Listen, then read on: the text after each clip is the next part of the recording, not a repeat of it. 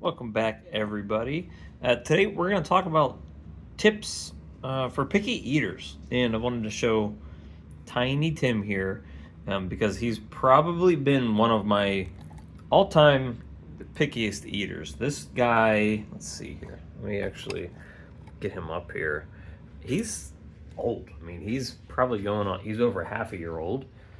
His siblings are actually. Let's see here my actual lightning pied here.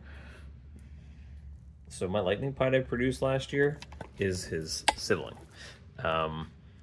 This guy basically didn't eat for on his own for the first, I don't know, maybe 4 or 5 months of his life. I was force feeding him at first, and then I was assist feeding him, and then I just kind of cut back from assist feeding. I was like, you know what? At some point, I need to take the training wheels off, and he started eating weekly on little tiny ASFs. But now, for the last 2 or 3 weeks, he stopped doing that. So he actually got up to over 100 grams at one point, but he stopped eating again. So he's hovering around the 100-gram mark, which kind of stinks because he's actually a really pretty snake. I believe it's a super OD pied. 66% double het, clown, and MJ Xanthic. So, what do I do to feed a snake like that to help try to get them back on food? What do I do with picky eaters? Well, this is, I guess the first part of the video is going to be about hatchlings. I typically give my hatchlings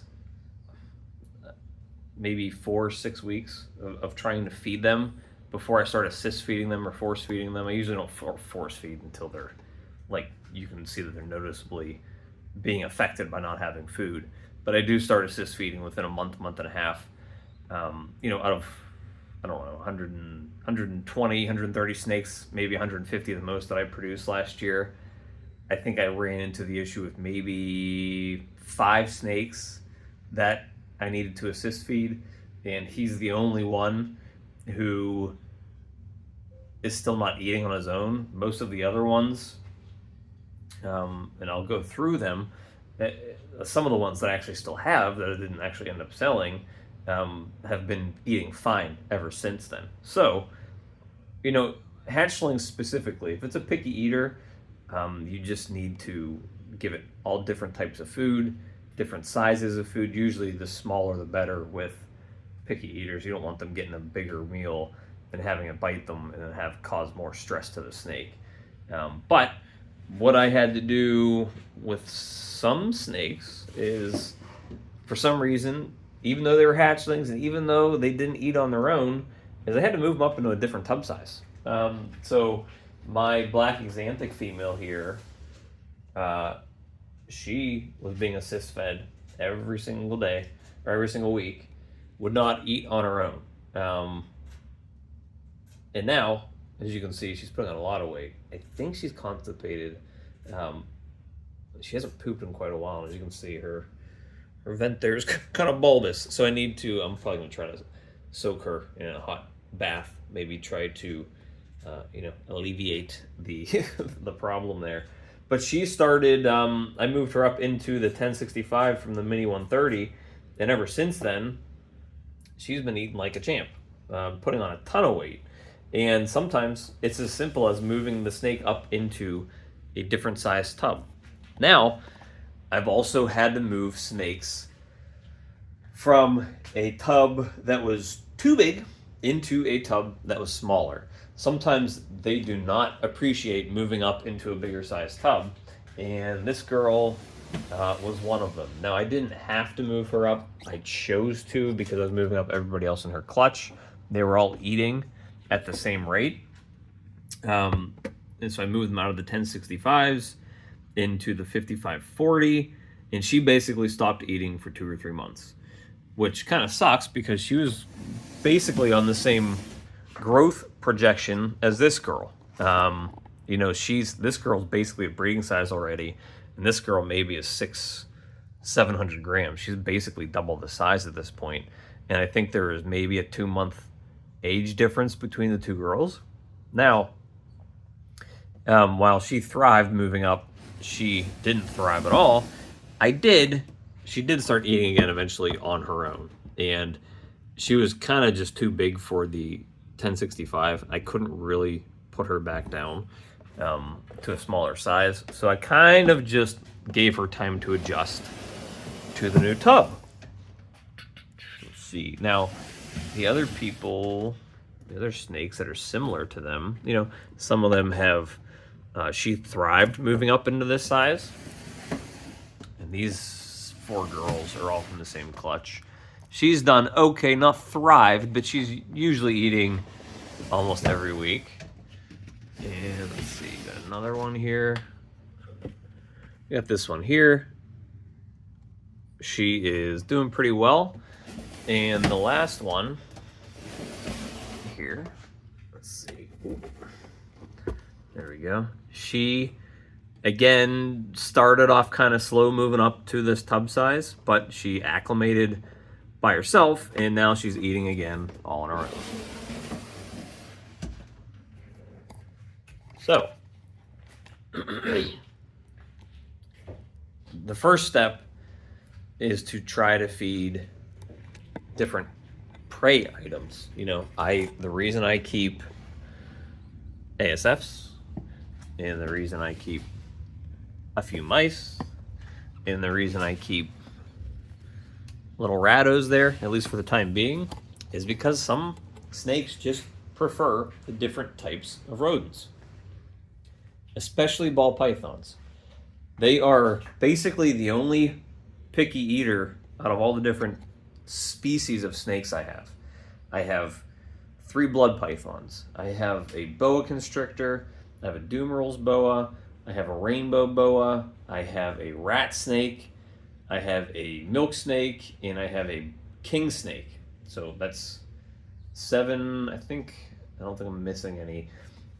7 different species of snake. And they all eat frozen thawed, and they will eat anything I throw in. It doesn't matter. As long as it's the right size, they'll eat it. Ball pythons do not work like that. You're lucky, hopefully, if you can get them started off on frozen thawed young. They'll stay on frozen thawed. These ultramels that I have still from that last clutch, they're not going on the frozen thawed for me. They are sticking on live. It's a pain in the butt. I prefer if they're on frozen thawed. It just makes my life easier. I'm able to grow the snakes at a more consistent rate. Clutch mates here. These double het DG pieds. She is on ASFs. She is on frozen, and she is on ASFs. So 2 out of 3 of those are still on live, but they switched. I've had them on mice, frozen, and ASFs, but they've consistently stuck on ASFs now, which is good because I don't want them on mice. They're a little too small. ASFs, I'm okay with if they switch over to that. So the first step is to, if it's picky, you need to try different types of rodents and different sizes of rodents, maybe a little smaller. You don't ever want to go up in size with that. So go up, try, if you've only been trying mice, try ASFs. If you've only been trying ASFs, try mice. If you've only been trying rats, try one of the other 2. So that's step 1. Change up the type of rodent you're feeding. The second step is to change your tub size. I would assume that glass terrariums are not the best thing to put ball pythons in. It's going to create the most stress for the snake. Having open sides all the way around is not a good thing. If you want to buy an enclosure versus a rack, you need to have something like this that's, PVC enclosure where the only thing that's not blacked out is the front window panels. That provides a little more security for the snake. So, let's just say you're using a rack system. If it's been a while and you've tried different types of rodents and it's still not eating, move it to a different size tub. Move it up to here. see how it does. Obviously, you're not going to move a hatchling from a mini 130 to a 1065, and if it's not eating, you're not going to move it up to a 5540. That's just too big for it. But you have the ability to switch between them. Some people try to use different substrates, which I don't do. I mean, I only have cocoa. I'm not keeping another substrate on hand. I do keep paper, but I usually use it for packing materials at this point, but it's available to me if I want to, but I don't really use that. Substrate to me hasn't seemed to have ever made a difference. The other thing is I will, if it's possible, if I have a different size hide, let's see, I will put different size hides in. I think they all have the regular size hides for these tubs, so I can't really show that to you. I don't have like weird size hides in any of them. But you know, if you do have a hide in there, try putting a hide, try taking it out. Sometimes they get too comfortable in the hides in the back, and they will hide from the rodent. If they're a more picky eater, sometimes removing that hide from inside of there and basically forcing them to face the rodent, sometimes they'll just get a little too ticked off by the rodent being in there, and they will actually eat it. So we have changed the prey item, change the tub size, and add or remove a hide. The other thing that I've done recently that has worked is I've introduced a male, or taken the male and introduced her to a female. This is obviously for your older snakes, but I've had, let's see, this girl, she stopped eating for a while, and I started putting a male in there, and she went back on food, and she's, you know, going in the prelay shed now, which is awesome. These two girls, they laid for me last year, but sort of went off food a little bit after they started eating right away, and went off food for a couple months. I was like, you know what? I'm just gonna put a male in there and see what happens. Well, I started pairing them up. As you can see, I have 2 locks there, 2 locks here, and they started feeding like every single week. They're eating, and then they're eating nice sized rats. So they're basically gonna put all their weight back on pretty fast. By the time they are able to breed again, lay eggs, they should have, you know, their weight back up pretty well. Sometimes that can help for a male if the male hadn't been bred for a while. Now, if you have a male that's in the middle of the breeding season that's been off food for a while and you can tell that he's losing weight, sometimes you just need to pull him. Sometimes males will go off food during the breeding season, and sometimes you just need to pull them out and just leave them in their tub and then just keep trying to feed them every week. This guy, my ultra male boy that I've been using all last year back there, he stopped eating for quite a while. Now, he wasn't losing a ton of weight. I wasn't breeding him as much either, because I basically stopped breeding him probably this time last year.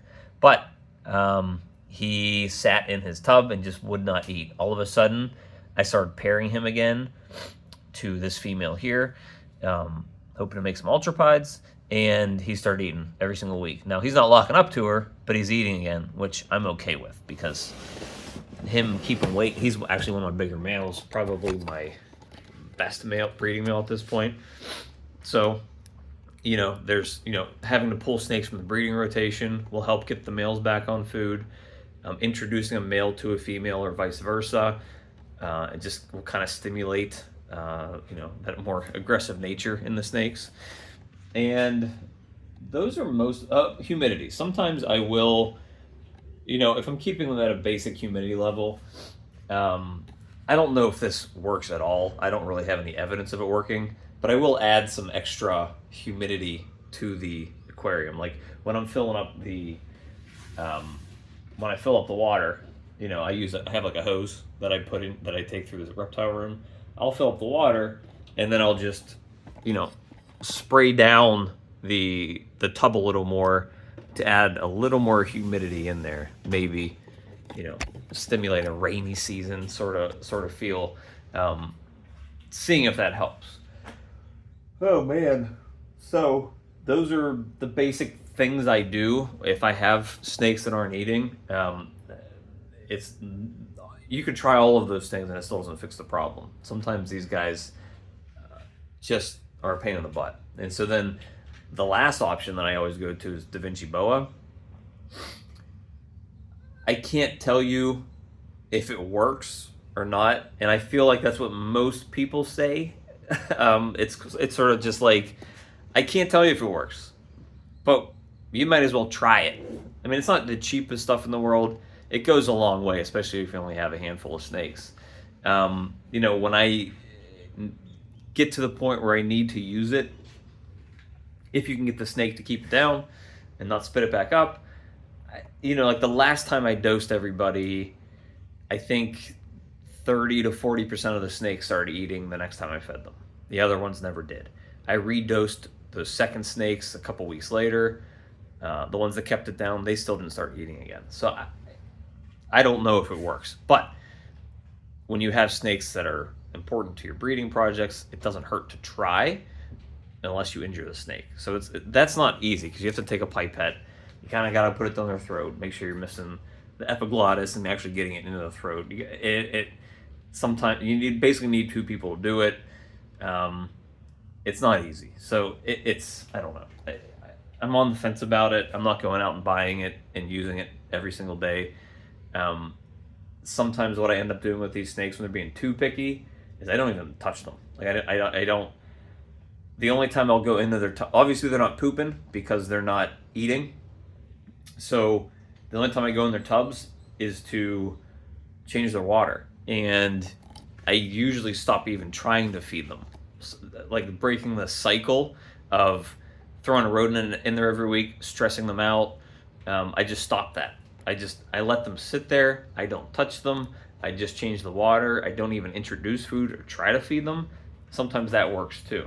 So I think Justin Kabelka had a good video. It's like an old video.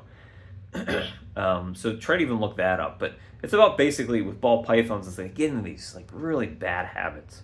And it's kind of breaking the cycle of those habits. So if you're going in there every single week and like, here, you want a mouse? Hey, you want a rat? Hey, you want an ASF? And they're just like, no, leave me alone. It's like if you have a kid and they're in their room and they're in their teenage years and they're all broody and they don't want you to come near them. And they're just like, leave me alone, Dad. Leave me alone, Mom. I'm staying in my room. Sort of how these ball pythons act sometimes. So if what you're doing isn't fixing the problem, then stop doing it and do something different. And sometimes that even means not doing anything at all and just leaving them alone.